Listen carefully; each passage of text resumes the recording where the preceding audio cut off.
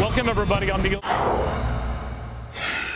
Keep the clunkers, scrap the program. The auto aftermarket industry calling the Cash for Clunkers program a real lemon. They say there is still no guarantee older cars will even be replaced by fuel-efficient ones. My next guest says they're actually right. Lauren Fix is the car coach, back with us. Lauren, is there any way to prove this or hold auto dealers accountable for this? Well, I do know for a fact a couple dealers I've spoken to who shall remain nameless, they'll take off catalytic converters because there's platinum in it, or they'll take out the airbags because they have value, or maybe they have an Explorer on the lot that's kind of a stripped-down version. They'll take all the good stuff off of an Eddie Bauer trade-in. It's only a trim package. Who's going to know? All right, well, this is how a car is destroyed, I understand. And this is my Uncle Louie.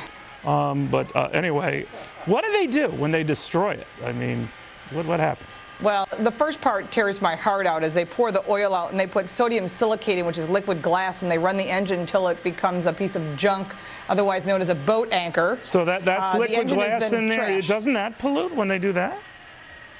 It wrecks the engine. It means it has no resale value. I understand that, but does that pollute? Just parts. That process?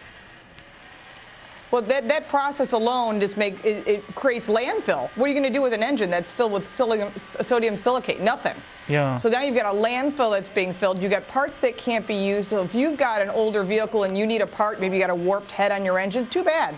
You're going to have to go buy something new or buy something from a car that's already been in a yard. Then you've got those 10 fluids, which includes air conditioning refrigerant, which are all toxins. You've got mercury switches. You've got all the other fluids in that car. It's costing these recyclers about $200 to detox their cars, before they can be either scrapped or used as landfill. But the argument for it is allowing for all of that and all of this other, immediate pollution threat. It is still saving the environment in the long term, taking this thing off the road and sparing us another few years of polluting on the road.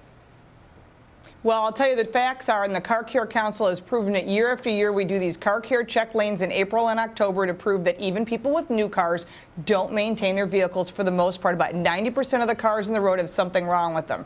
People don't maintain their older cars or their newer cars, then they all become clunkers and they all pollute. The best thing is, hey, how many people do you know with check engine lights that are still driving around for the last year? No, how did you know I was doing that? So you're saying that this is much ado about nothing. But, on the surface, though, it is a start, right? I mean, if the goal is at least to get the bigger polluters off the road, this is a step, albeit maybe by your definition a small step, but a step in the right direction. What do you say?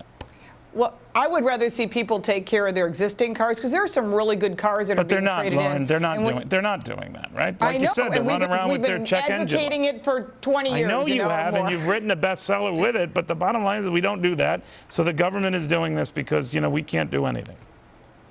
True, but then we have the other side. It's just like all these hybrid cars. We never think about the fact that when those batteries go bad, what are you going to do with them? They have to be recycled, or they're going to be more part of the landfill, which is going to create a future problem. So we really need to look at a bigger issue. And when we find great solutions like hydrogen, that's when the government decides to shelve it and go to something else. So I really think that we need to follow through on one direction rather than first it's electric cars, no, it's hydrogen cars, no, it's ethanol. Let's go back to electric cars. Let's pick a direction, stop wasting time, and especially wasting our taxpayer dollars and use them for good. I would rather see them give $1,000. Was your rant against this manufacturer? Did someone put you up to say what you're telling me now?